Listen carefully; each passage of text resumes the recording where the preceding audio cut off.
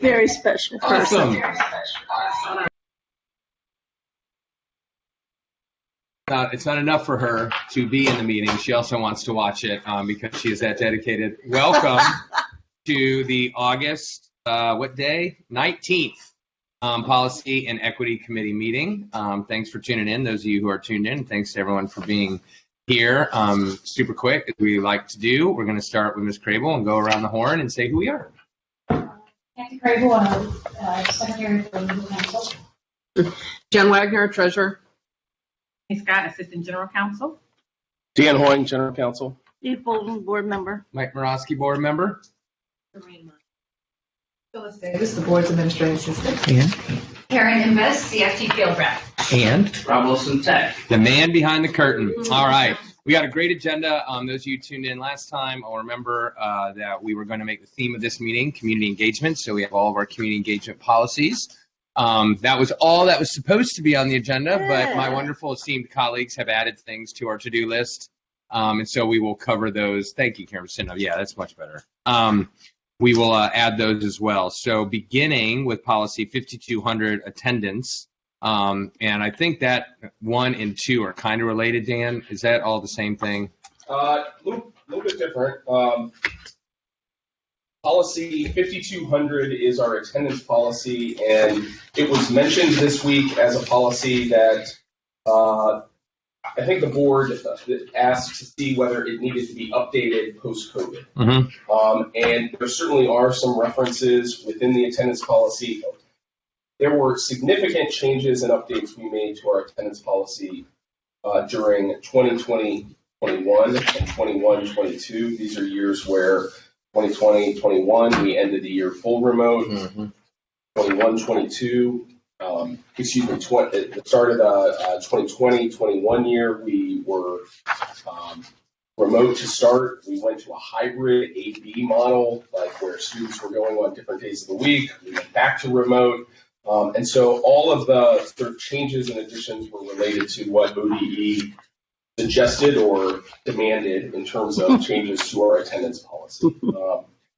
We have not removed those, the provisions that relate to a sort of hybrid or remote learning model.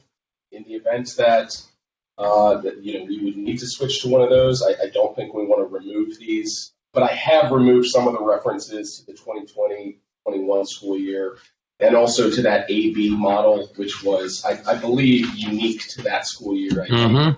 Other than that, I've left the policy. Great. Any questions from my colleagues? Ms. Bolton? Yes, thank you for making it a little bit more universal, since besides doing the reference regarding A and B and COVID-19, I think it could become much more universal. Or I always don't know if I use the word universal or generic or whatever, because I think, we've got CDA, these things are remote. There's a possibility when children are absent or what have you, for just cause or reason, we might be able to provide them with some sort of services, and so they still in a way are present. So if we can make more of that language more universal. I still don't know why we eliminated perfect attendance as an award for a kid. I understand the reasoning, but there are 1% of kids and families. So that's a judgment that the board will have to do. That's one thing. CDA, more universal language. COVID thing. Because some of this could refer to when we have to shut down a building specifically because of other policy, because of maybe flu or the percentage of students or staff absent. If that can kind of be in here as well, that would be something. And I hope this will be taken correctly, because this is a problem. On the third or fourth page, as it printed out, G, for visitation or absences related to student visiting with students' parents related to military leave or deployment. I think we should add an additional letter there for incarceration.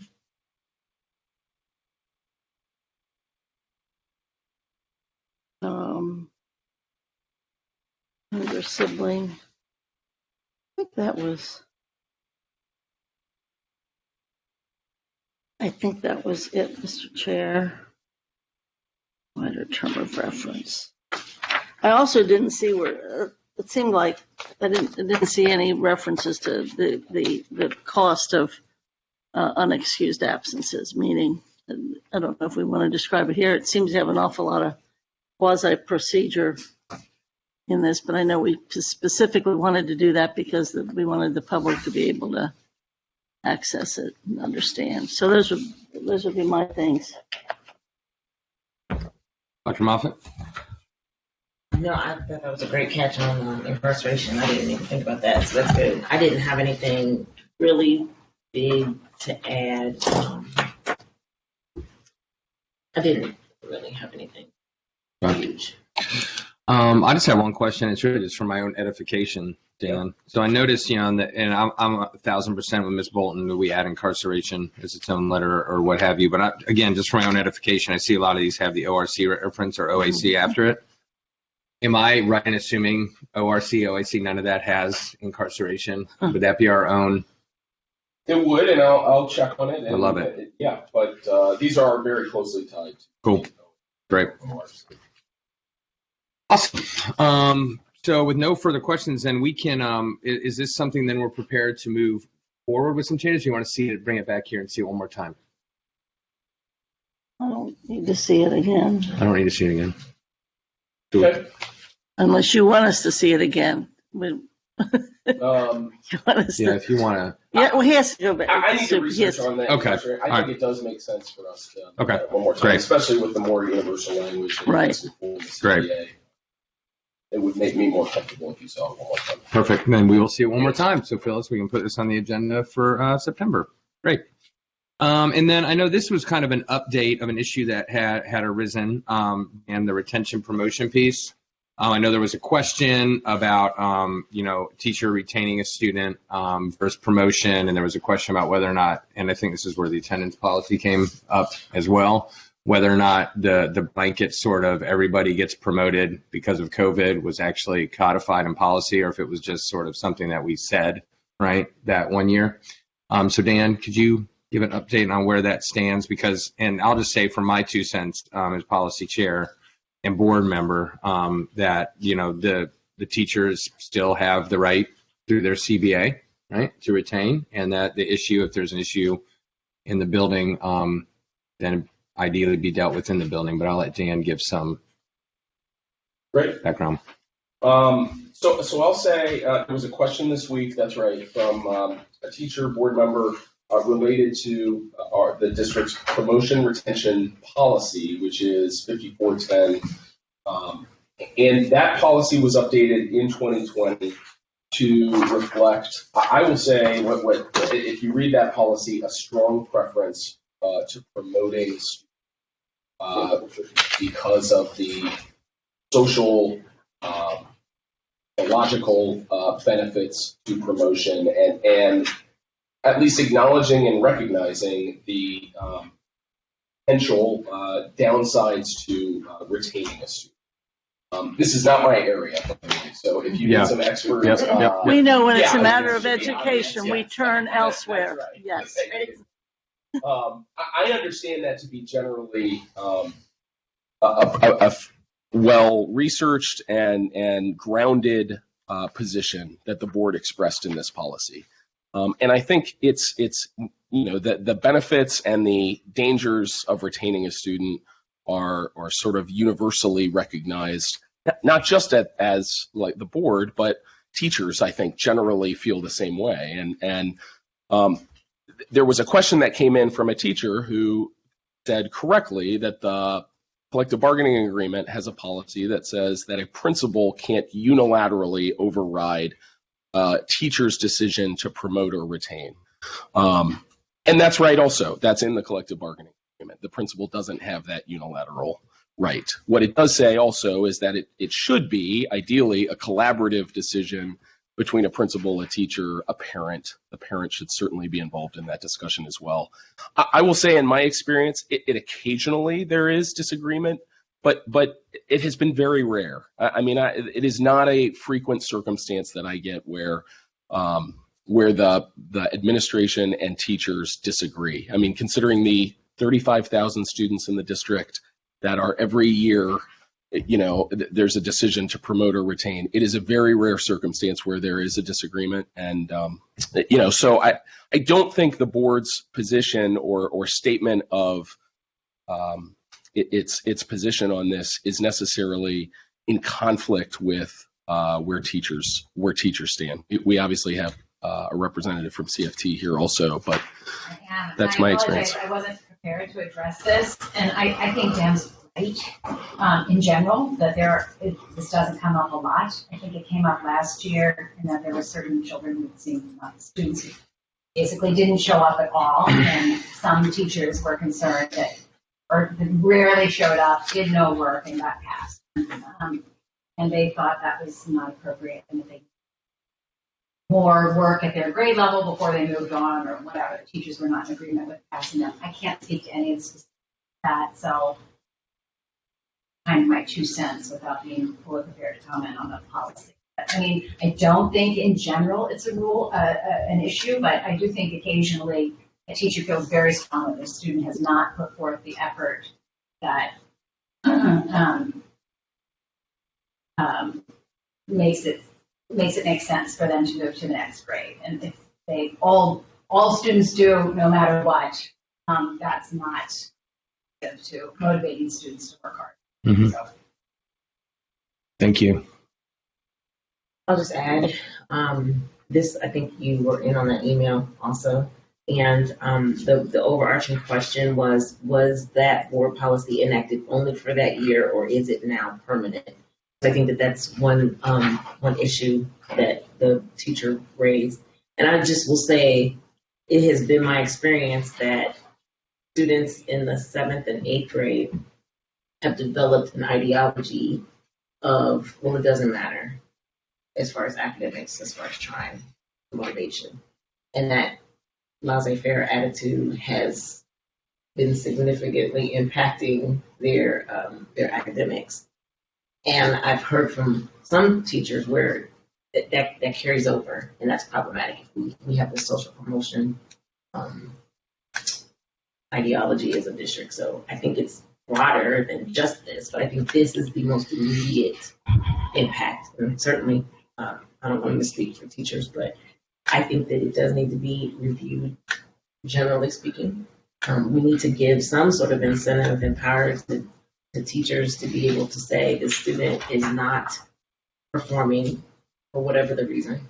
And then there has to be a balance. So the first question is from the teacher, are we saying that this is a permanent policy, or was this enacted just for a moment?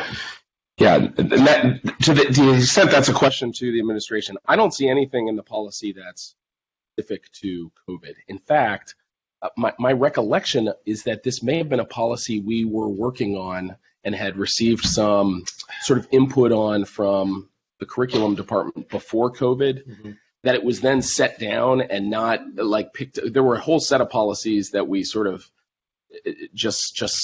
we had focus on the attendance policy and, all the different policies that related to COVID. I believe it's one that we then picked up, and that's why it was passed in October 2020. So I don't know of anything in the policy that relates to COVID or COVID-19 or that period of time.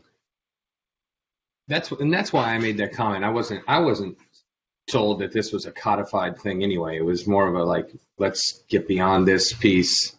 I feel, and correct me if I'm wrong, and again, we have Karen and Dan both, that through the CBA, through this policy, teachers do actually have the ability. And again, if there's a principal, I don't want to get into this because this is not where I belong, but if there's an issue with a principal and a teacher, then that belongs in their building with CFT, and it can ideally be resolved, because I think the power is still given to the teacher. So I don't want, for the record, want to be involved in that granular of a space, though, because that's not where I belong.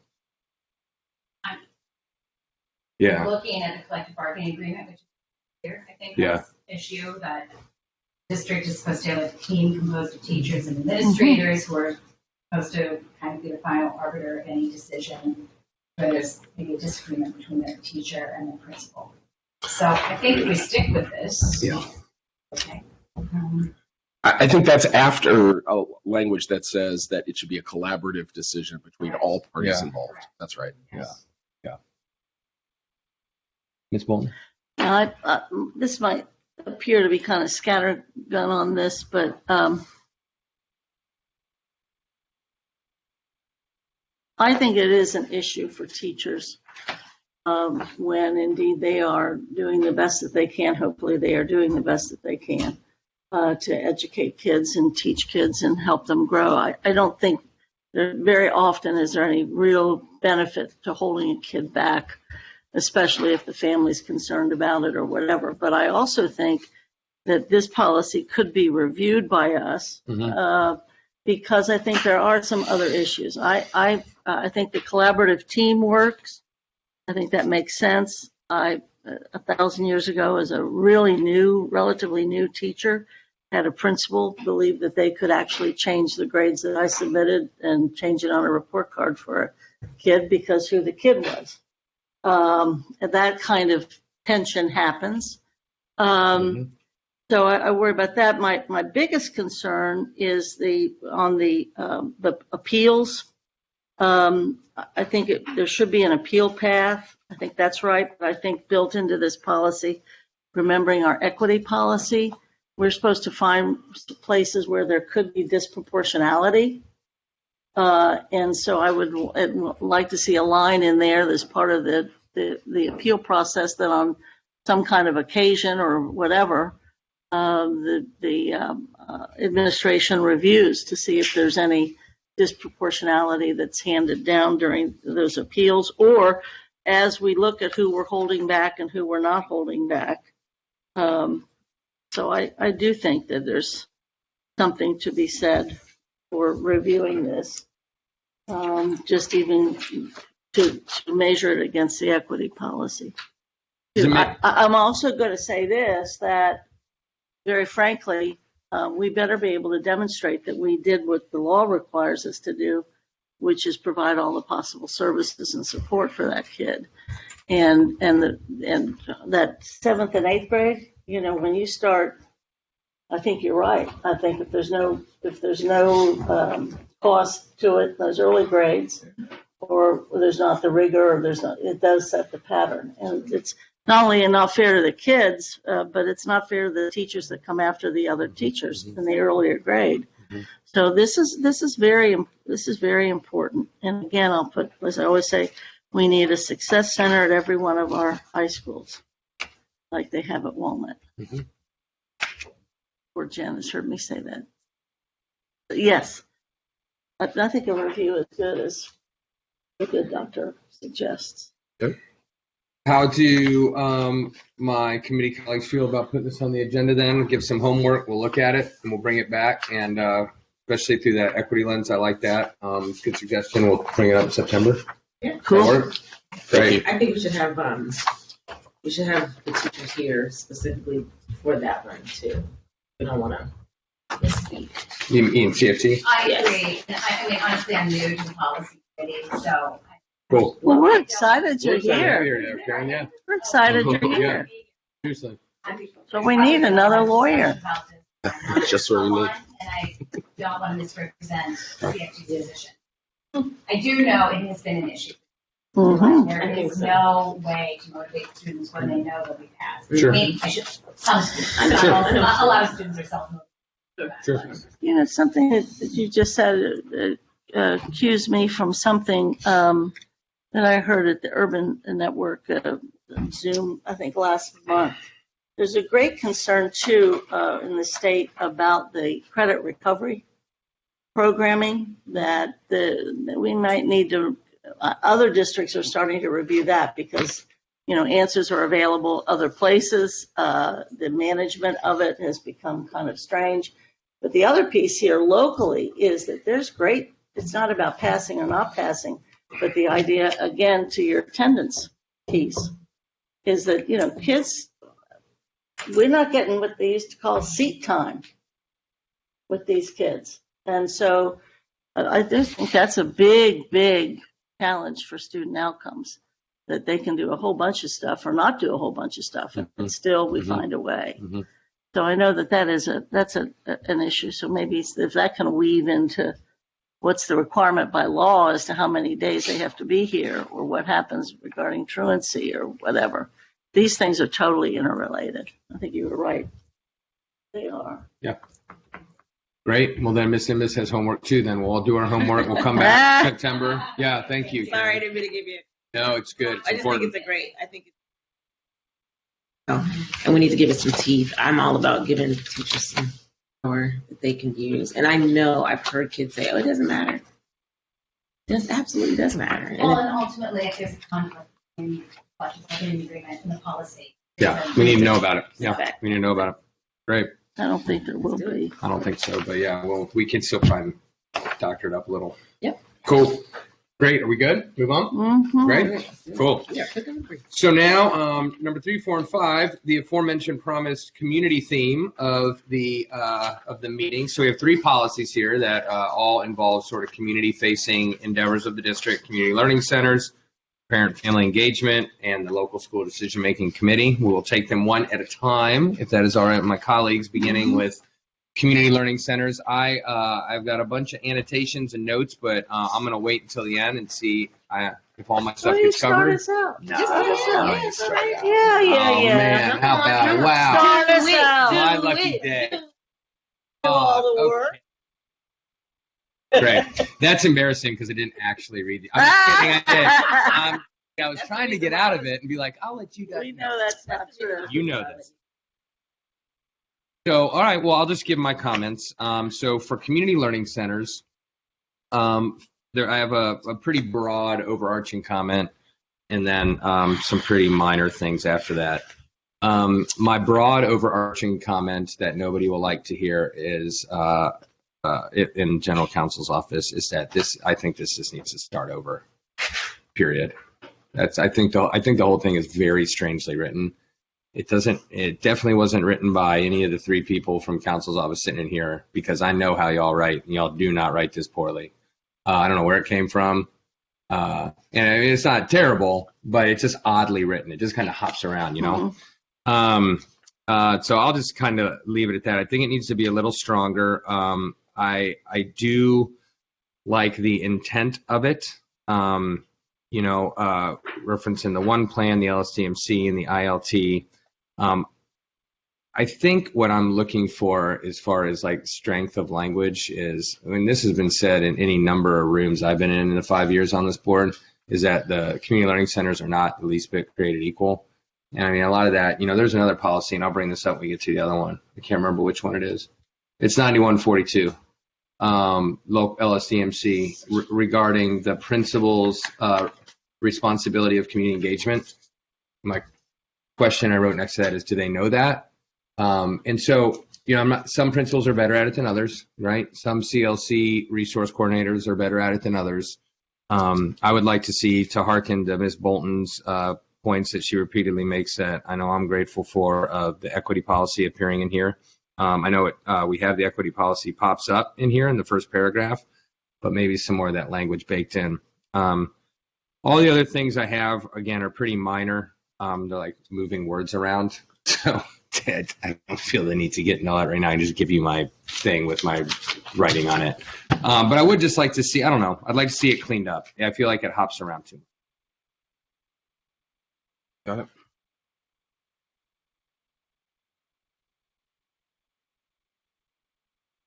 I think I was here when this got written and rewritten, and the writing in 2009, if there's any copy left of that, I think we should start with that. Okay.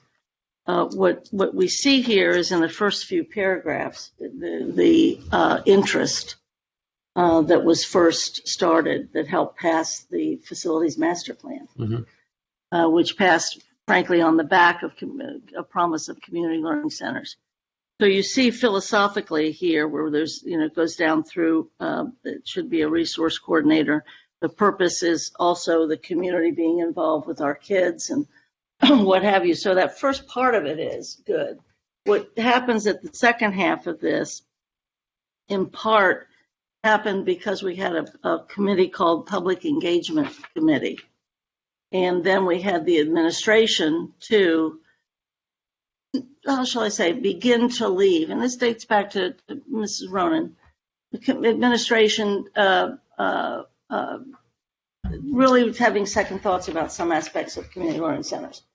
First of all, because the ideal was so hard to have lead agencies that could support themselves. Then we started using public dollars, title dollars, or whatever, and I'm saying that wrong.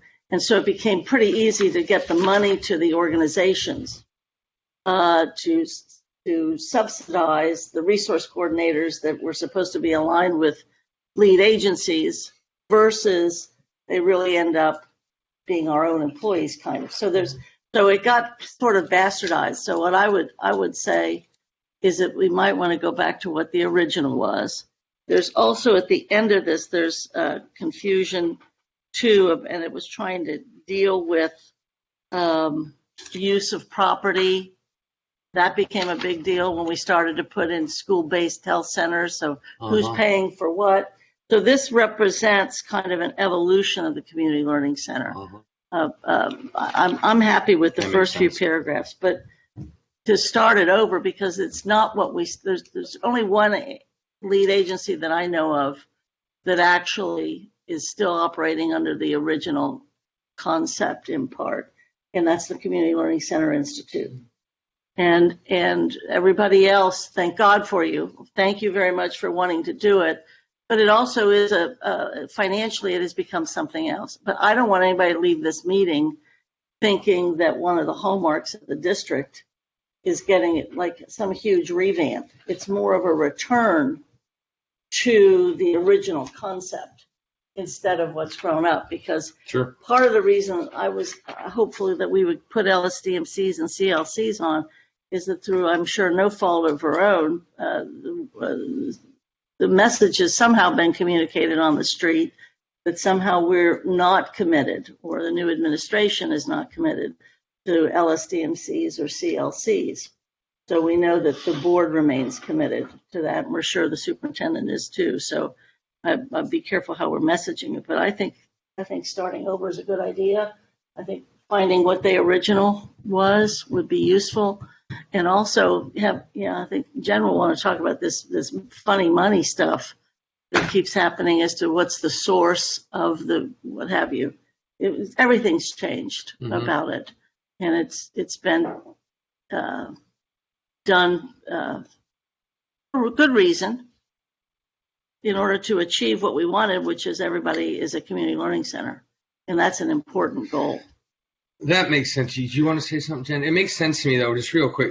So the piece where it does reference equity, this makes sense why this read the way it read to me now.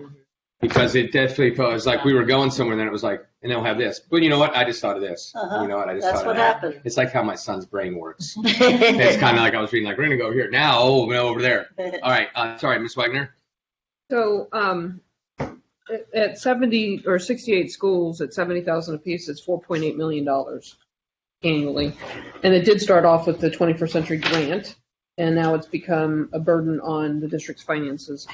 I'm concerned about this paragraph where it's a responsibility of the resource coordinator to develop written agreements. Yeah. An outsourced contractor can't obligate the district to agreements. And some of these agreements we've never seen or signed. So I think that whole thing needs to be cleaned up. This is why we got rid of the Public Engagement Committee. Yeah. Well, I felt like I kind of felt like you, Mike, that the flow of it started off really nice, and then I felt like it gets into be too management. I think it goes into the weeds where I don't know if it needs to be there. It's just from a policy standpoint, we need to stay overarching, and I felt like it was way too detailed on what should happen.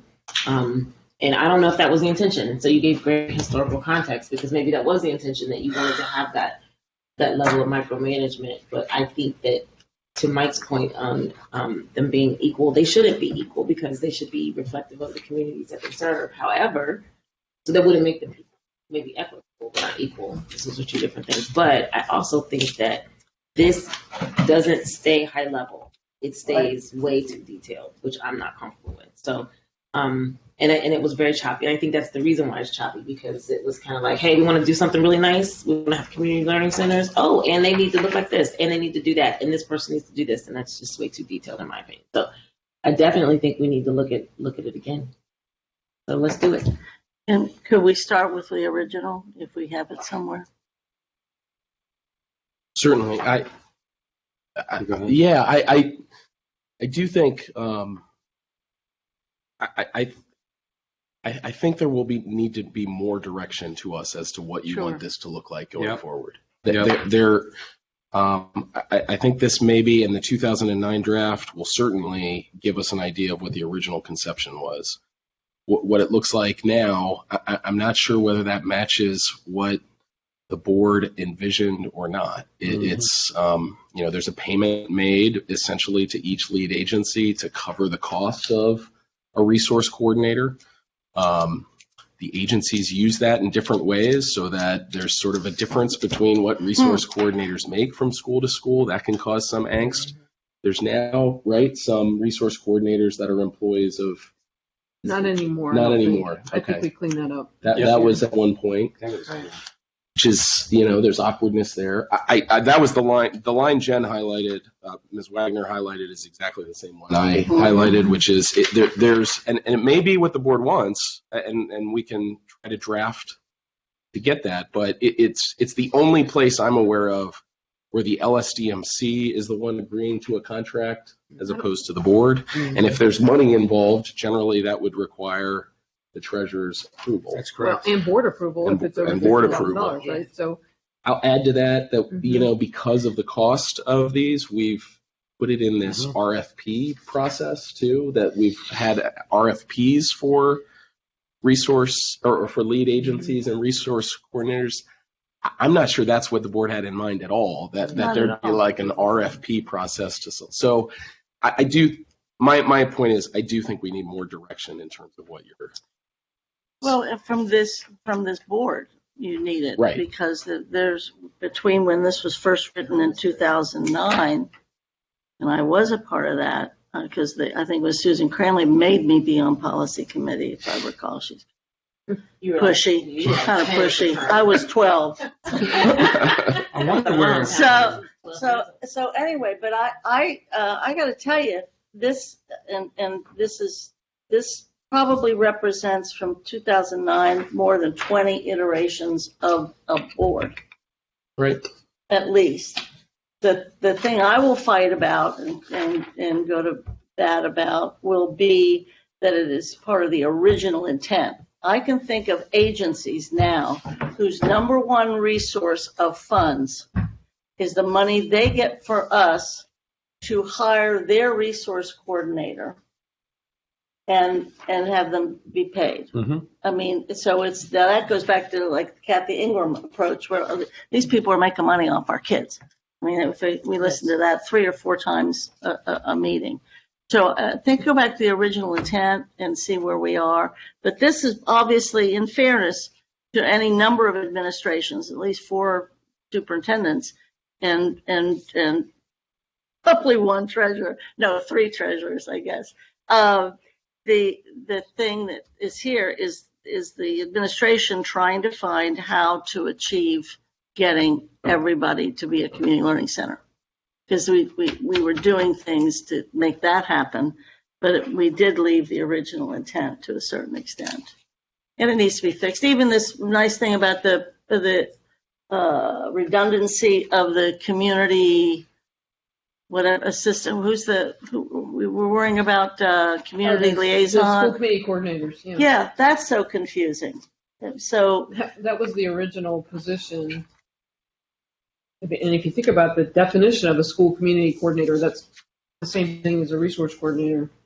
And quite frankly, if we're spending $4 million on this effort, I'd rather see us employ those people where we can have accountability and control.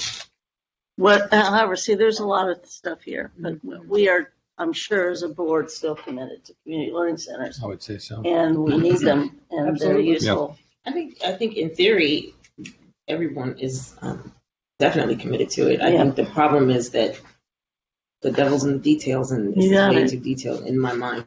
So I think to move us forward, we need to just look at the original, get the historical perspective, take it to the board, and revise this so that it's more reflective, and then it has a little bit more flexibility to me. I thought it was just a little bit too.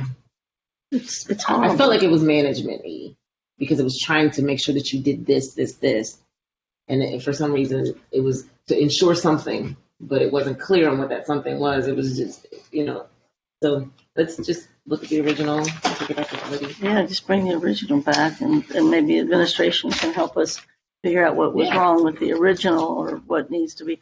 We don't necessarily want to reduce most of the power of the LSD&C to select their lead agency, but they cannot write separate contracts. Yeah. This was like 3 different meetings, and people kept saying that, but this will be great to get this reinvigorated. All right. So next month, Phil, 7,500. We'll look at this. We'll look at the original. We'll add some guidance, and then Ms. Wagner, if you can be here again, it'd be good, I think, to get your input again on this because that has been extraordinarily helpful, I think. Good. Great. I'm glad we were all on the same page in that we should really just kind of reboot that one. So the next one is sort of the overarching 9140, which is just generally parent-family engagement. I don't have a tremendous amount on this one. Most of mine is for the next couple. So I will, at this point, defer to either colleague. I will say that letter I comes after H, not A. I will. That's really all I got. I know. Did your son tell you that? Yeah, He is told so me gifted. he can count to 11. So when he goes down, he loves counting stuff, right? He's at that age, Well, have we but he gotten to I can only yet? count to See, 11. that's 1, 2. So like when he's going down steps and there's like 15, we get to 10, 11, 11, 11, That's it, 11. And I always say this one goes to 11, and someday he'll know why that's funny. Okay. And some of you do too. But anyway, all right. So I will kick it to my colleagues again. This is pretty general and I think good. I'm just happy that it addresses the fact that engagement looks different for people, and that we need to provide all different kinds of opportunities. So I'm glad that we lean into that. I have a question. Do we still call it school improvement plan? Is that a Is that state? the one plan? Is that the same No, I thing? think that's. I haven't heard that term for a So while. that was, I didn't know if that's is the most current language. That was the only thing that I think I wrote down. Yeah, that's current language. I did think it was interesting in this. We do say that involve parents and families in education, in the educational day, or like when we developed it. Where is that? Where did I see that? Involve parents and families in the design, operation, and evaluation of the educational day and program. Pretty much everything. Mm-hmm. I think this is a great start. I was a little, in reading this, just a little taken aback because I thought we had a parent PTO. Pointed that out to Dan at the last meeting, and I was unaware of it, but then he found it. Was it this that you? It's in here. It's two-sided. Yeah, look on that. Parent- No, not that one. Like I thought we had a policy that was specific about the district funding parent organizations, like PTO. We got that one. School organization. That is Yeah. 9212. 9212, Yep. okay. And So- that I think is a part of this discussion too. I think there's Yeah. 4 Yeah. policies. Okay. Actually, that. So for me, Yes. I just I thought it's great to have a parent engagement policy. Let me start there. I felt like it should be more intentional about our ESL students, and it says consideration. I'm trying not to get into the weeds of it, but I feel like it's just missing something. So can't really put my finger on it, but it's like it's missing something.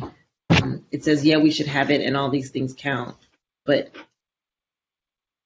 I don't know. I have to really think about it because I just feel like it's missing something. It says that we should do it and that every school should have one, yet we don't. So, in a significant amount of our schools don't.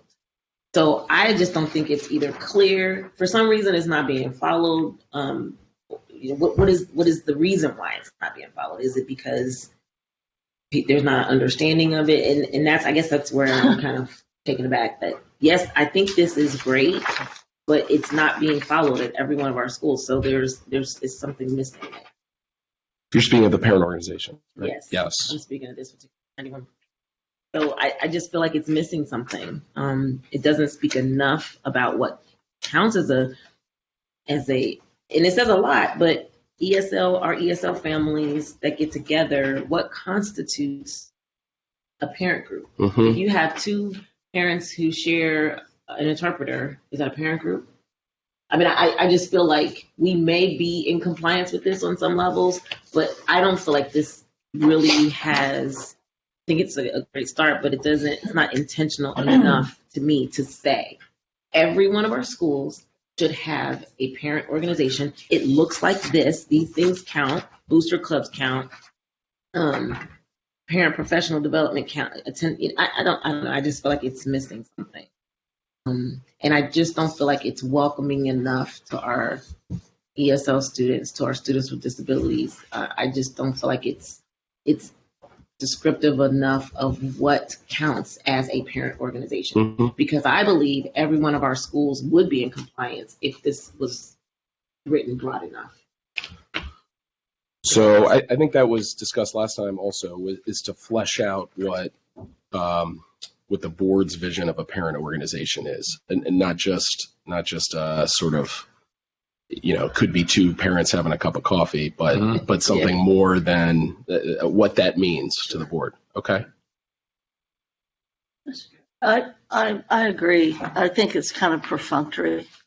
I think looking back on this, it's like first of all, it is not a normal characteristic of big urban districts or medium urban districts to encourage in engagement. Period.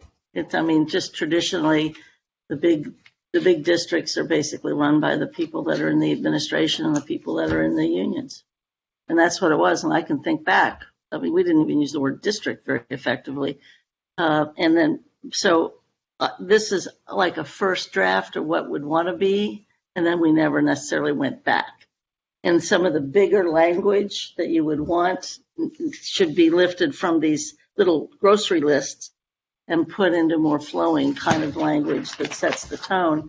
And the other piece of saying this is what a parent organization is, you're right. You just need to be clear. There needs to be a PTA in every building. And it needs to be the responsibility of whomever to do it. And we call them PTOs, we call them this, we call them that, all that kind of stuff. And we should be paying the dues. There's all kinds of stuff that we could be doing if we really wanted. But I will tell you, it is in the suburbs. It's the parents and the teachers that run the place. And in the urban district, because of size and all the complexity of it, and whatever, it's trying to get parents and families, especially those families that have a sense of powerlessness anyway, to get them involved and think that they have some kind of power. We have to look at some of the reasons that this is true. But let's rewrite this thing. Can I also add one thing? Mm-hmm. I think that this should state that the schools have to provide space for the organization. I don't know if we can tie in funding. I don't know if we can say, every group, if there just needs to be an incentive, unfortunately, for people to be able to do what they do, even what they should do. And as a former PTO co-president and LSDMC chair, it's a lot to say you have to have a PTO. Mhm. Oh, yes. That's a daunting task, and you get overachievers like me who are going to dive into that. But to make that mandatory and all that comes with that, you can get people to volunteer, but to make it so that there has to be a formalized organization is a lot. But I do think we should say that the school has to provide accommodation space for them to meet if they deem it. And I wish we could say some sort of funding, maybe a minimal of $250 or $500. I don't know, Jen. You can definitely help with that. But I think if we were to give some teeth behind the formation of parent organization, whatever that looks like, then maybe people would do it because they wouldn't have to start from the ground up. They know that they would have space in the school to maybe meet on a Saturday or whatever day. But I just don't see that in this policy as it's written. It says every school should have at least one, yet we don't. So we're already not in compliance with that. And so it's just my personal opinion. We need to read. And then saying this is what parent groups look like. Again, formal parent groups need to start with the PTO or the PTA. It can't be that you've got a booster group and that counts because they have a very isolated, specific thing that they're doing. That's correct. So I just hold on, you can't say that. Oh, let me push my colleagues back a little bit. Feel free. It's at this point in time we're going to rewrite this thing. So it's all engagement. To say that a booster, an athletic booster, or a chess club booster club doesn't count if it's parents that do it. I don't believe I said it doesn't count. No, it doesn't count as the parent organization for the wide spectrum. So, but that I'm so confused because PTAs actually have something to do with the governance of the school, and a booster charter would. I lived and died on whether or not I had theater subscribers to totally buy that. Right. But that's always a subset of people. That's with a particular interest to fund something or be supportive of it. But I think we're good. But let me ask you a question just for clarification. Sure. So if this policy here says that booster clubs count as family engagement, but yet what I'm hearing is that they don't count for like a PTA. You got it. There you go. Then we need a PTA policy. This can be it. Yeah, go ahead. Yeah, I just no, you're good. You're good. I think we are on the same page, and at the risk of just going down this rabbit hole, like I think Eve was saying, please, I am not want to speak for my call. I'm not that dumb, but so what I hear you saying is says that, and then the way that sounds is that she's so stupid that. Oh wait, that's not what he meant. Oh, That's definitely not what that's not what I walked into that. No, he did. He did it last term of art. Go ahead. And no, but I think so. Yes, the way this is written is it doesn't give the teeth to that PTO or PTA. Like a PTA, we're looking at the overarching. If you just have a group that's only focused on athletics, that does a disservice to the rest of school. Like we need those groups. To your point, we need those groups. But having a central group that's not the LSTMC, and to your point, do we need a separate policy? I don't think we do. I think it could be. Again, put in this if we're going to bring this back and try to make it stronger. Like somewhere up here it says we have to have this, and then after that, there's a slew of other things you can do or whatever it becomes. I don't want to make too many more policies, but I think we are aligned that we need a group of parents that's central that is looking at not just a specific part of the school. The only thing I will add, and I hear what Dr. Moffitt's saying. I don't know if it needs to be financial, but what I will say, and having done community engagement, or I guess doing it currently professionally, in some respects, I don't know if it has to be money. It just needs to be made easy. And what I see in schools that I go to is that in some schools it is not as easy for people to be engaged, i.e. in neighborhoods like a Lower Price Hill, putting up flyers doesn't work. You have to literally knock on people's doors. Now, I'm not saying that somebody in the school needs to be doing that. Whatever that looks like, though, we just need to make it easy on people to engage, right? So, and I honestly, at the beginning I said I didn't have much, and I don't. I actually think this is pretty good. It says in bold, you got to have this. It talk about English second language. I hear what you're saying, though. I don't think we can ever be too strong with that kind of stuff. But it needs to be made easy on people. So, yeah. I would highly recommend staying far, far away from the financial aspect because they are separate legal entities and we cannot control and hold them accountable to them. Well, the next policy The speaks next to that. policy. The next policy speaks to that. Yeah. Okay. Cool. We bring it back. Yeah, absolutely. Bring it back. I'm just being the You guys are gonna be busy. advocate over here. No, it's good. Thinking outside the box. It's Yeah, good. Just a little bit. You know, money makes it easy for me, but I'm just saying. We'll just start paying our parents to get involved.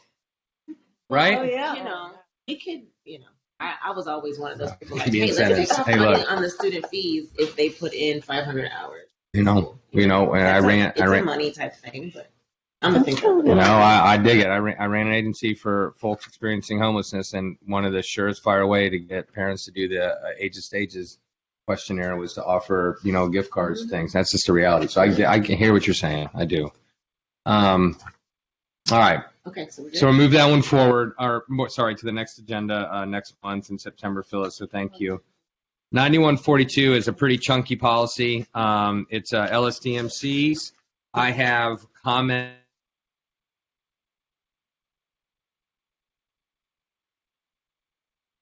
Organizations than I have. I will turn it over to y'all first, and we can go from there. This is a pretty long one. It's been, as you can see, revised many times, but most recently was 4 years ago.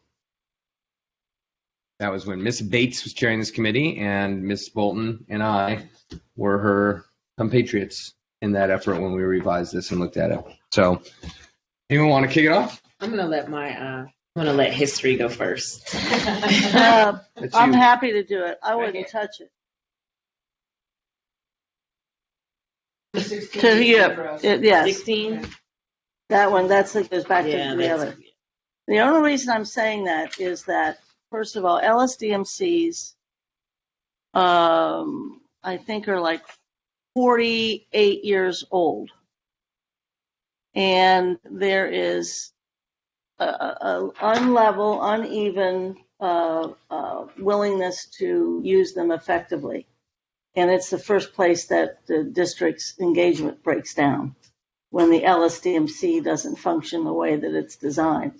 And a group of people, and through a lot of effort, went back and reviewed the LSDMC piece, and then had to try to get it implemented, mostly through the administration and, God love her, Joyce Fisher, and the whole membership piece, all of that. If you start toying with this too much, just as we're in maybe the beginning of the third year of some of the changes that were made. And I remember we had like student vote piece and all that stuff. Oh, yeah. I'm just saying, boy, trying to get this done is really more important than reviewing or that's where, and we have an LSDMC chair here, and you have 3 people on this committee that are deeply committed to the concept. Yep.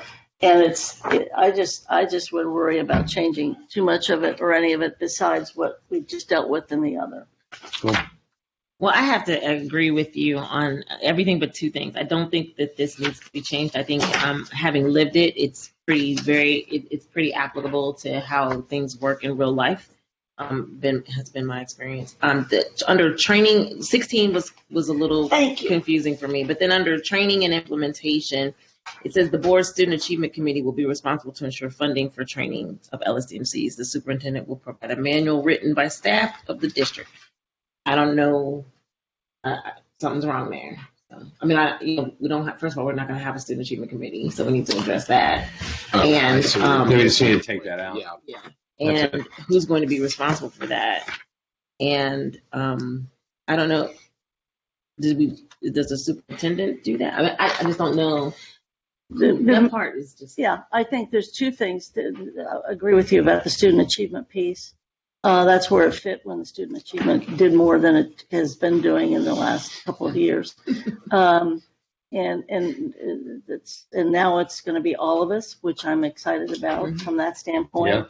Yeah. And the training piece, the administration's working under the assumption that when you have district-wide LSDMC meetings, that's training. No, it's not. That's not training. And indeed, we need training.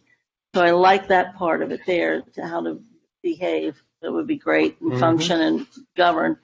And then the other piece of the LSDC piece is that the manual event, it has to be adopted, it has to be written by the administration, certainly, based on board policy. And then the manual has to be fully adopted by the board with a vote, if I recall. Yeah, I was gonna say that part's not in here because I was wondering about that. I think that we should have some sort of interest in the governance piece because really LSDMC serve as little boards for every That's school. exactly, little And board. so it would behoove us if we could give some governance training to them. The only other thing that I don't know if we need to put it in here, but we definitely need to discuss it in that LSDMCs are not supposed to be handpicked by or run by principals. And I love my principals, but some LSDMC people have reached out and said, hey, my principal runs the meeting, my principal does this, my principal does, and I just think, I don't know if we need to have if maybe that's coming out in the training that we would help with that, but it just needs to be clear that it's supposed to be made up of community, parents, teachers. And the chair is not admin. supposed to be the principal. Correct. Yeah, it's not supposed to be the But principal the way it running gets, that. And it gets that gets section could be confused. stronger. I agree with you on that. So I don't know if I read through this and I'm thinking, okay, I know that to be true, but I don't know if the language says it to be true in here, that it really should be a team approach to teachers, admin, community, parents. I just don't know if it's strong in here. Yeah, maybe the membership piece is it's strong, but it needs to be strengthened as that this is the expectation and this is what will happen. And again, getting parents or getting a community group or whatever, some places it's hard, but I think there's just minor things that we could fix here. But right now we have to devote much of our time this year to having the administration actually implement this because there's always resistance. Sharing power. So there are two obvious things. I mean, 16, I think, can be excised, and certainly the last sentence of the policy needs to be excised or rewritten. It could reference committee of the whole instead of student achievement, maybe. Maybe that's a fix. That's an easy fix. But I'm here, and I have one question, but before that, are we saying then that we want to bring this back and see that stronger language, or that we're fine with moving it to the board? Because I don't know that much of it needs to be messed with. But do you want to bring it back, or can we move it ahead after we make those changes? Honestly, since I said that, I think it's written in here. I think it's really a matter of application. So that I think it's here. Yeah. It just needs to be expressed from the administration down to the schools that what the expectation is. I don't think that the policy is the problem, and that's what I wanted to kind of move it I think forward. the policy is there. It's not been conveyed. Yeah. Move it forward. Okay, we'll move it forward. Can I make one suggestion? You go ahead. In the meetings section, there's a sort of indirect reference to the fact that meetings require a quorum, must be open to the public. But it's actually it's our position that that the LSTMCs probably have to follow the open meetings law. Absolutely. And so I'd like to make that express. Great. It is training. That's part of the training we have provided to LSTMCs in the all LSTMC meetings. Those have been scheduled this year. My esteemed colleague, Shauna Murphy, I can see is on, and I think she's that's within her. She's watching. And Go I think Bulldogs. that's Still. she sent out this week the dates for the all LSTMC meetings again this year. Okay. So this is good for us to get some points of emphasis on the training this year. Great. So, thanks. I would like us to forward it. right. Because, and I also, I bring this issue, and it's, I do so reluctantly. I've had two LSDMC people from two different schools, and perhaps you've had this too, contact me and this relates to our anti-racism policy and our insistence that the LSDMC as a subcommittee. I've heard from two different schools that they've been told by their principal that they shouldn't proceed with those subcommittees. They're careful how they say it. They believe it's not a priority. that they're getting that message from the central office. So that's a problem because we didn't do it last year. It was resisted so much or whatever. And this year we've even made, 2 months ago, there was a request from LSDMCs to get some training to know how to proceed or whatever. And we sent that back to the administration, if I recall, and I know general counsel did. So I think somebody needs to look into that. So I'll just add, Ms. Murphy is on that as well, and it's been a direction to our office to assist with a training module for LSCMCs at an OLSD. Well, 2 schools, indeed, 1 school already canceled the meeting they were scheduled to have this past week. So we did put in here that the board should review the manual, right? Is that what? Well, it's going to be to Cal. adopt it. So, well, can we just say the board? Yeah. If it changes, if the committee of the whole changes back to, it would be the entire board anyway. I think But the I'm board just has to wondering, vote on I it. think we should Sure. do that. And I think we may need to reiterate to the administration and the superintendent that this is a significant policy that needs to be implemented in its totality. And that I think I'm all for level setting. I'm sorry. I just think we need to level set some things, and so that you can say that you said it. And then the expectation should be clear that LSDMCs are important to us and that we need to have them be functional in how we've established them to be. And starting with this upcoming school year. I think that that's where we start now. I think the policy is fine. I just think that that's where we start, is everybody hearing the same thing. Like when you do your kids, like everybody heard me say don't do that. So I think it's very similar. The only thing I would we've had great success with the in-person meetings. That's been great, district-wide, but also maintaining the remote piece, because that also has increased the size of participation. So that's something. Does that need to be in here? I don't know. At this point in time, I'm writing everything down. All right, so we are comfortable. If you get my drift. We are comfortable moving this forward. Is that right? Yeah, you're right. I'm good. Okay. My one question that I had, and it might just be a typo, or I might be reading it wrong or too closely. They're all possible. Number 5 on the second page, 3 community representatives who are not employed by the district. Yeah, 1 to be selected by the neighborhood community council. It then goes on to say, in the case where no neighborhood community council member is available. My understanding is that the neighborhood community council picks the person, but the person does not have to be a community council member. So I'm wondering if that word member should just be excised, and we're really trying to say in the case where there's not a community council, because it doesn't have to be a community council member. They get to appoint one, which typically might be the community council member, but to me, it says one thing and then goes on to give a finer point of another thing. Does that make sense? So, I mean, if it says 1 to be selected by the council, and then in the case where no member is available. It might be. There might be some confusion there. It might be referring to the LSDMC member. Correct. But there's some English Oh, there. But I think that's a no good. community council. Okay. No. But I think you've pointed out something I right. was reading it too. Yeah. There's a misalignment there. We can clean that up. Totally. All right, great. We're this And you know what? Since you said that, because I didn't notice it, but it does. I'm a little perplexed with this sentence where it says the LSDMC may select community residents or property or business owners within the school's attendance patterns. Why do we say that?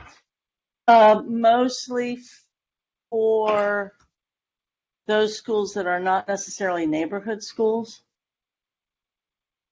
For example, if it's like draws from different spots, if it's a neighborhood school, what we're supposed to know.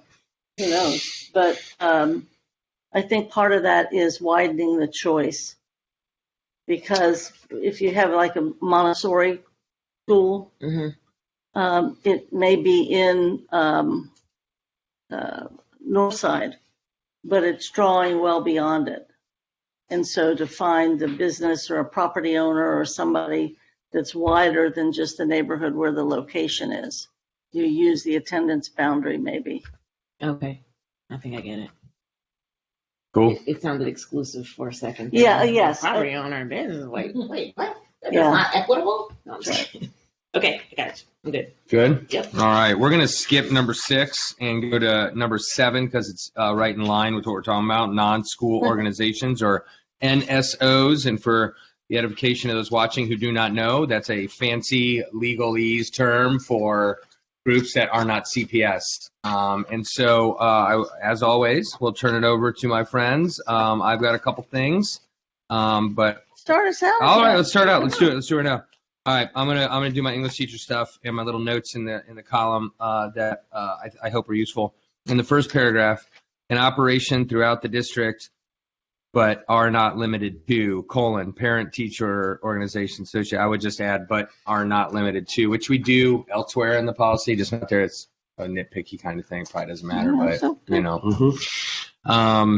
So that's one. I'm going to turn the page. And then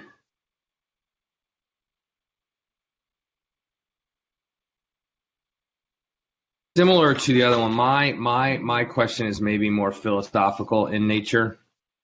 And I'm so glad Jen is here because I think the letter B, little letter B, and little letter C.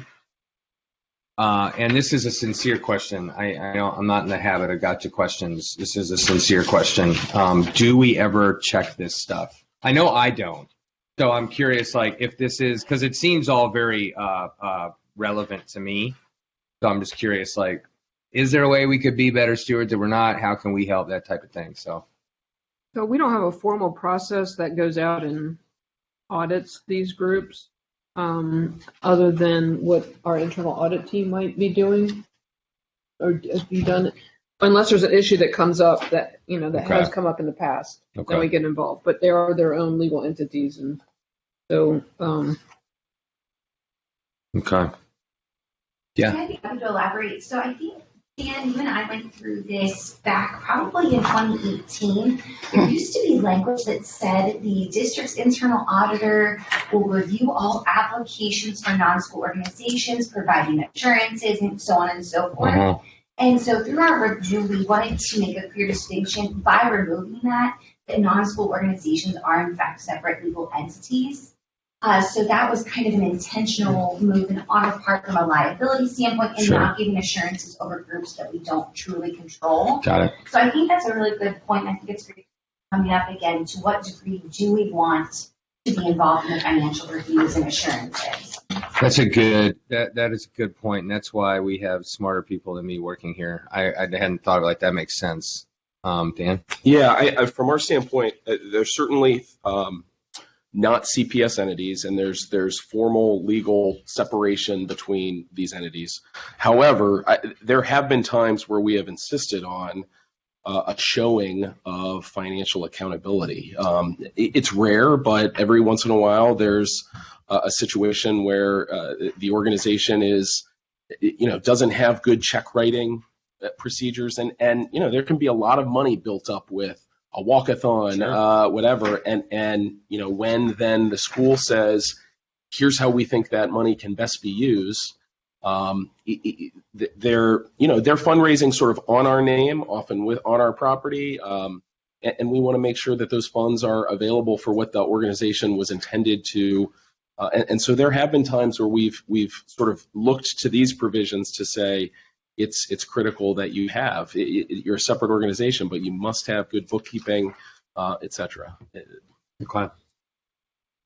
Ms. Bolton? The two instances that I can think of course, are School for Creative and Performing Arts and also the Taft High School Alumni Association, where both of those were a mess from that standpoint of that interfacing, and we were spared, and I'm remembering Cynthia Dillon on this one, we were spared legal action largely because we could make the claim that there was there was this separation. But at the very least, first of all, it would seem to me that all of these organizations probably need to have an annual presentation as to what the board policy is, because this is not happening. This is not happening.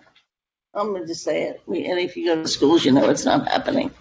And I think that's a problem. So I would at least want to include that. And however else you all think we should strengthen it. And especially as more and more schools want to create foundations and create other stuff. And so that would be one thing. And then Dan, I just, my point of personal privilege, I still don't understand how Walnut Hills Alumni Association can be the lead agency for Walnut Hills High School based upon this. I understand the board voted against that. I think that's still the agency that they want to use as their outside Well, agency. that's a shame. That is a shame. That is not cool. I mean, it's right here. It's right here. Ms. Wagner? I would like to make some recommendations, some Great. clear direction on where the funds get deposited when it Yes. comes to fundraising, because it's a little vague. And I want to make sure that anything that's fundraised with our staff or students, the funds belong to the district. Yeah.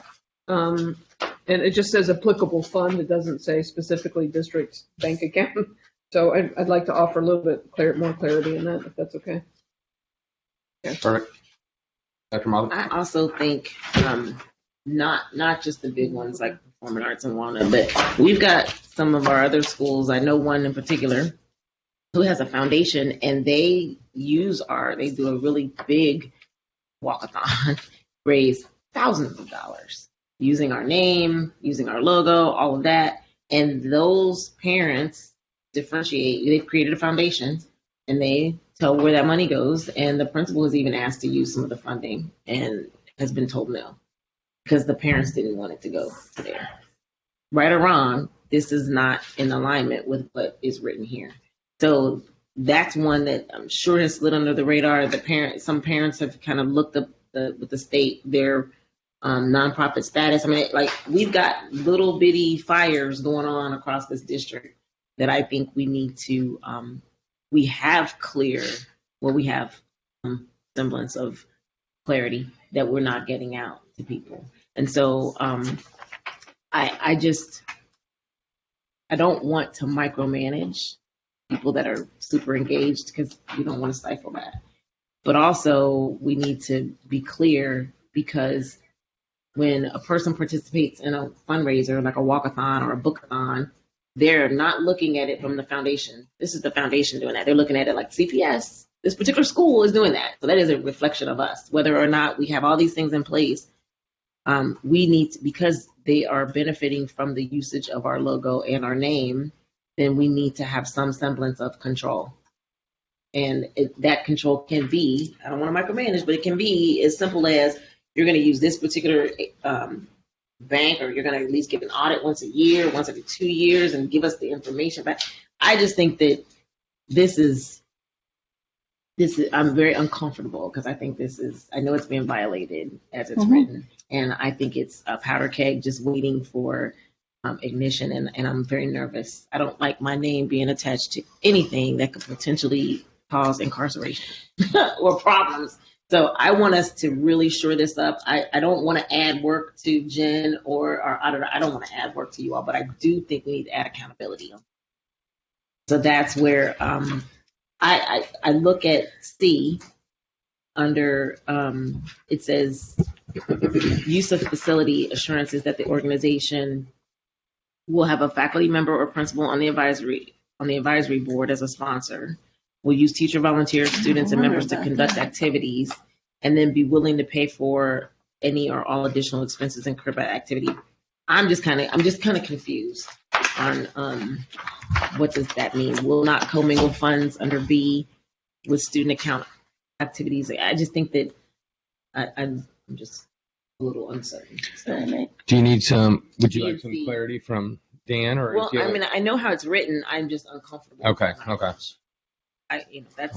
That's what I really, because I think that some of these things aren't being followed. Okay. And we don't have any. Miss Bolton. Yeah, I think it's an assignment to council and to the treasurer and certainly to the internal auditor to review this policy so that it is better and more legal and correct and more protecting us, the district, but also a way to encourage and inform these organizations to operate within a particular guidelines. I will say, again, personal privilege for our wonderful general counsel, when the board went ahead and thought that it was okay to have the foundation at Walnut be the lead agency, they didn't read this.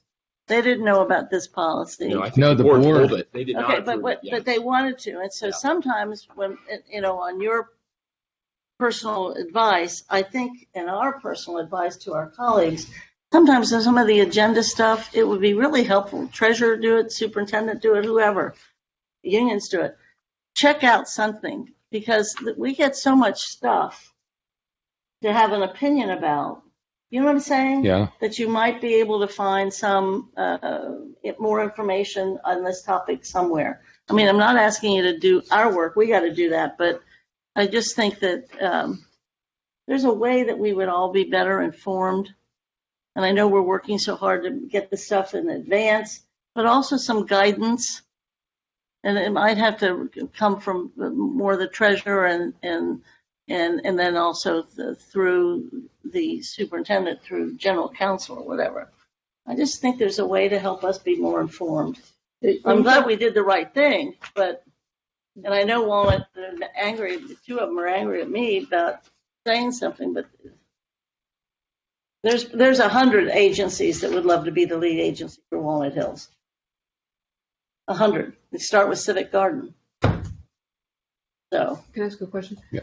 So when you say guidance, do you mean like a training session guidance, or are you saying at each board meeting? It could be we now we're doing this governance thing, but we probably need training about being even more informed about our district and what's been. I mean, it can't just be you go back and figure out the history of it. Like it needs the other source. I mean, there's just a way that we could work and be more informed mutually with one another. You know what I'm saying? I'm sorry to be so strange on that, but there's got to be a way that we can not only have the stuff we have to take action on, but hey, this is sort of. I think it's like I don't think know it goes what I'm back saying. to doing I'm business sorry. with I do. CPS under generalized terms, and then also doing business with CPS involves foundations, et cetera. And I think we just need to be very clear on what our expectations are so that people can't have the ability to say that they didn't know. And I don't even know how we would capture all of the NGOs that are out there, because I think there's tons of them that we're not going to know. No, there's But we could ask the administrations at schools to let us know of any foundations. I mean, that's a start. And then have a training. Jen, I believe in putting you at the table on most things, if not everything. But have a training to let people know what our expectations are from a financial standpoint, from a policy standpoint. Yeah. But we need to start somewhere. I'm sorry. No, go ahead. I was going to say that Dan, Lauren, and I actually put together in a syllabus. We just couldn't ever get it scheduled because you were all doing your superintendent search stuff. So maybe we need to revisit that. That'd be great. Sounds rad. And in the interest of time, because we have a lot of things left, and we have another meeting that starts in 25 minutes. My bad. I think this was good. I heard two things. Colleagues, correct me if I'm wrong. Thing number one is Ms. Wagner and Dan and Lauren are going to look at this policy, come up with, make it a little tighter. But then two, to Dr. Movitt's point, and I think, again, is pragmatic and philosophical and falls on us and the administration, is we just need to be clearer what our expectations are. And I've heard that theme, if I may, for the majority of this meeting on a lot of these policies regarding the community. And I think, again, that's on the board and on administration. And I think we have real opportunity with a new board, new superintendent. I guess we're not new anymore, but you get my point. To be clearer in this. Is that fair? And we'll look at the next draft, Ms. Davis, we'll look at in September. And then Ms. Imbus, you got homework too, because I've heard CFT come up too. So you please bring feedback. All right. We need all the help we can get. So please, we welcome it. No problem. Thank you. So I skipped over number 6. I'm going to hop back to it real quick. It says discuss remote employment, board assignment. I forget who assigned this. Who assigned this? The board. The whole board. Yeah. And I was there. Obviously, it was the top of my list. So Actually, in fairness to you, you were not. I wasn't. You You weren't were- there that day. you were not on there. vacation. It See? was, Traveling around the world. so that's how it happened. And to Okay, so a cool, little let's do bit- it. Not history, but a little bit of background. Yeah. You know, the incoming administration and existing administration and trying to figure out how to make the district function. This issue of remote employment came up. And Okay. there was, as I think Member Moffett mentioned, there was a difference of opinion at the various levels. And I know we passed also for our internal chief audit something or other for Lauren. That was also an interest, and I know that regarding remote works well in some I do remember instances, that and now. yeah. So, No, but, when do we but you vote? were not Yeah, I there know when that. we finally said, Correct. and I think it actually might have been. Correct. We said we're taking it to policy. No, I remember this conversation. We're having the same conversation on the CRC board I bet. as far as certain positions. All right, cool. So let's discuss it. I'll Thank start. you. Yeah, and I've obviously talked to the superintendent about this as well. We've looked at policies. There's very few. This is another sort of groundbreaking or unique kind of policy. There are not many districts in Ohio that have a remote work or telework board policy. There are many that have that as an administrative procedure, and the administrative procedures, as you can expect, can get quite long with forms that you fill out and approvals that need to happen. I don't necessarily recommend that as a board policy. Cleveland has a relatively concise board policy, which I can share with the board, but that's of the large districts, that's the only one in Ohio that actually has a telework policy. I think administratively, the superintendent, I think, is pretty consistent with previous superintendents that we've had, which her position, I think, is, and previous as well. Laura, I think, had the same position that when schools are in session,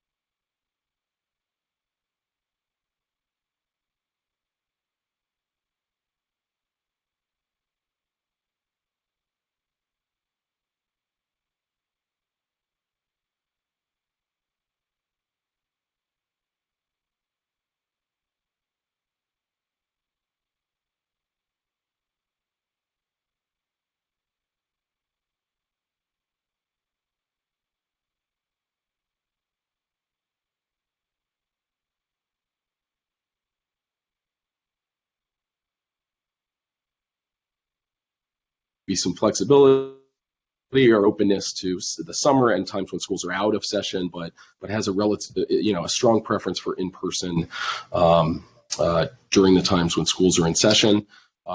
She recognizes that, the last thing I'll say is she recognizes that some areas, she mentioned IT, for example, that there's almost an industry standard of being allowed to work remotely, and that, in order to get the right and best people, sometimes that can be difficult in an area like IT where it has become so ubiquitous.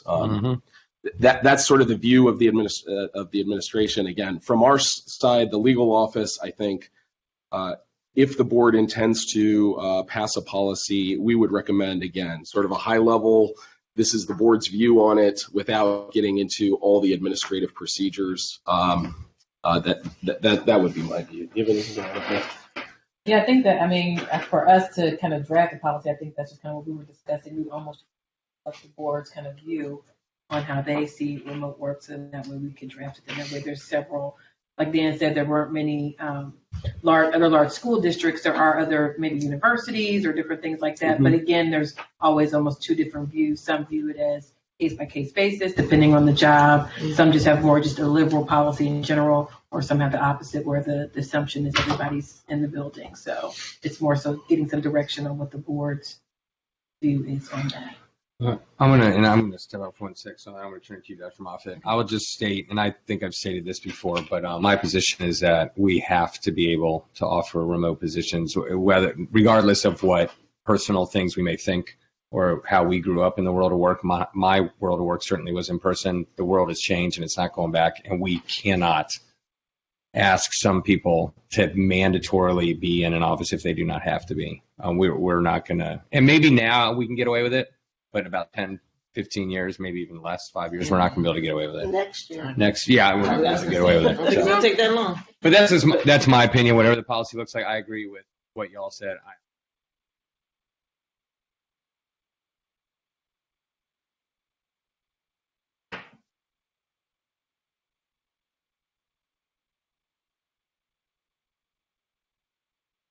Report to the board.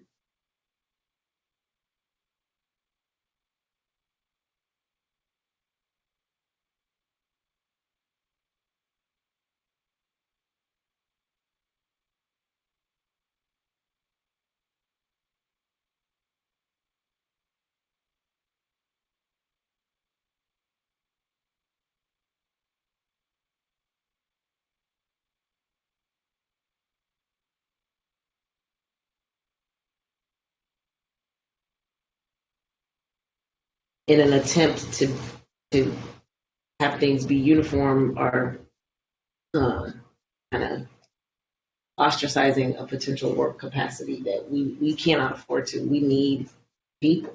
And so if your position, my I guess my point is, if the position can allow for remote work, then I think we should consider it. And I don't know what that looks like, but if you're a custodial staff that does not allow for remote work, cannot do that remotely. But if there is deemed by the department person, if there is the ability for remote work, I think it should be considered. And I do think it should be, we have 3 people that report to us, and so that should look different. This is, nobody will believe this because I'm the least technologically skilled person on the board, and proud of it to be a Luddite. However, way back in 1992, when I was lucky enough to be elected county recorder, we began to experiment with our data entry folks and others as to how they could be remote because it was a new idea and it was working and whatever. So I'm very in favor of exploring it, doing it. I'm very in favor of it because of recruitment. I am very, very in favor of it because I think it's important for the environment. I think it's also important for cost to the employee. Now, our employees are lucky enough to generally have, most of them have free parking, but the reality is it's good for the green. It's good, if you will, for recruitment. And I, as a person that spent all my time, 36 years in the classroom, there's no comparison between what's happening in the school building versus what's happening in this building. And everybody has different perks or different demands on them, different vacation times, whatever. So I'm very supportive of expansive remote opportunity. And very frankly, I appreciate the research that the Treasurers Group task force put together.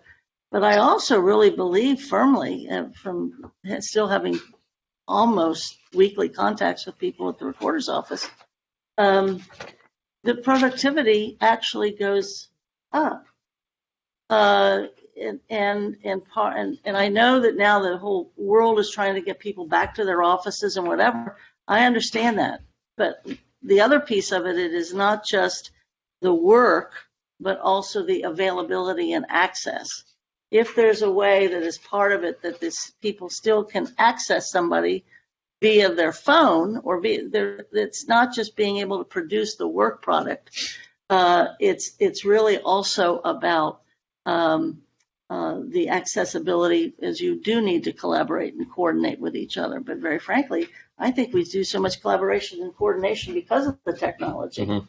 I mean, it's almost too much. So I don't see that as a hindrance. So I think we should pursue a very, very world-leading kind of remote opportunity. And I think that would be useful. I still think there's some value to specialized remote effort educationally, especially, on any number of things. But no, there's no comparison between what's happening in the school. So I'd like you to, I mean, this is just one board member, but it sounds like three of us are committed to some form of remote. Yeah, if you can draft something up, we can look at it in September if that's enough time. Is that enough time? Or Yes. Okay. So Phyllis, it looks like we already got a packed agenda. So we will talk about the brand new board policy, remote employment. Any final thoughts before we go to Carolyn and Ben's assignments? Oh, yes, please. Thank you.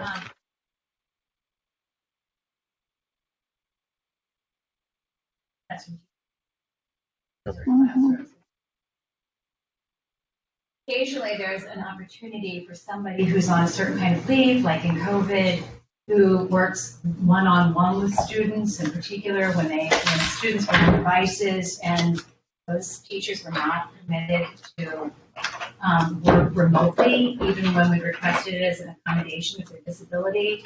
So I would ask that there be some flexibility in, unique situations. Yeah. Absolutely. So can we put that in there too? I'm a big part of that, absolutely, because that's the way of the world. Our kids are learning differently, so we need to accommodate that too. Well, and there's also a piece of it, and I imagine this can be thrown in there. I learned this through COVID because of Dan and Stephanie, who learned me pretty good about the law. That, I mean, we can't skirt around IEP type issues regardless of what the heck's going on. So, whether that's codified with existing language or not, I think is probably a sound idea to your point. Cool. Thank you. Claire? Good. So, Miss Carolyn Jones, better known as Vice President Jones, I believe it was her, asked the board assignment something about the committees and function of standing committees, policy 0155. As folks probably know, we have elected as a board to only keep policy and finance committee because they are the best. The full board will be discussing issues related to health and safety and student achievement. So, Dan, do you have anything on this or?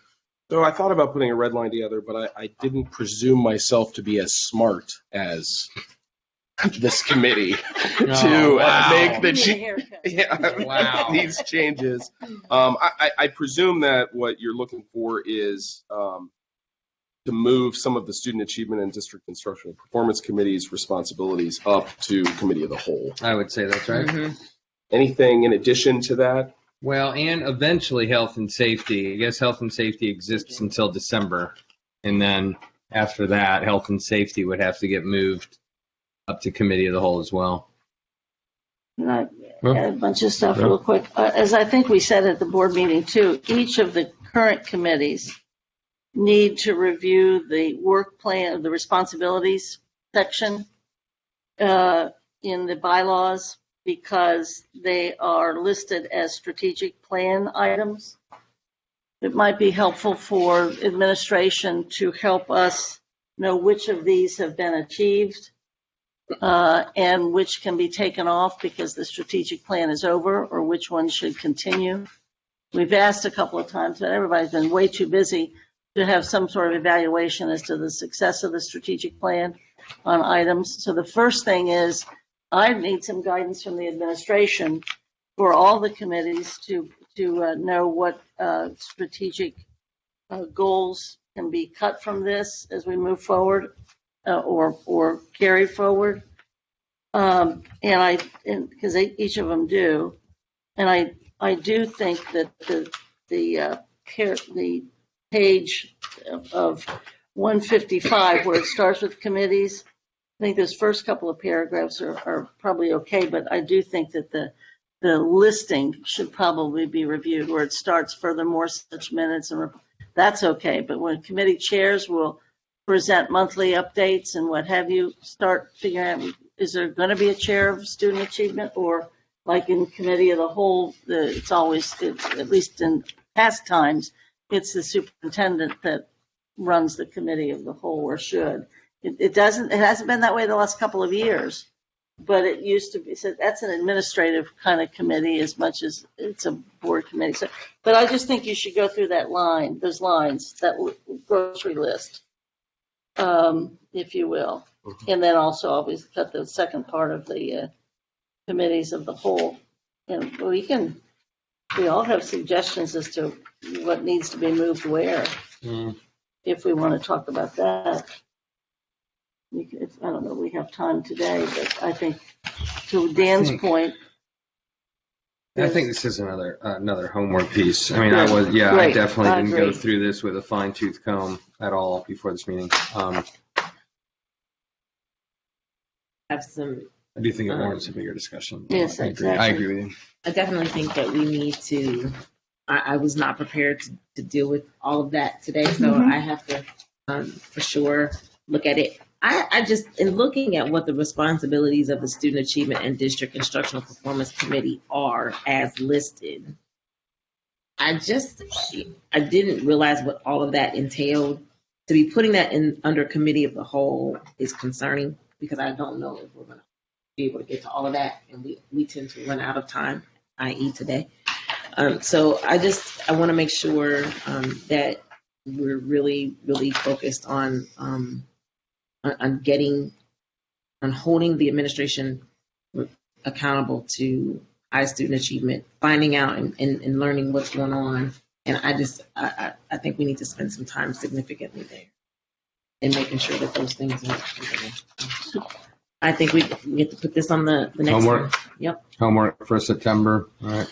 So cool. Ben had asked about.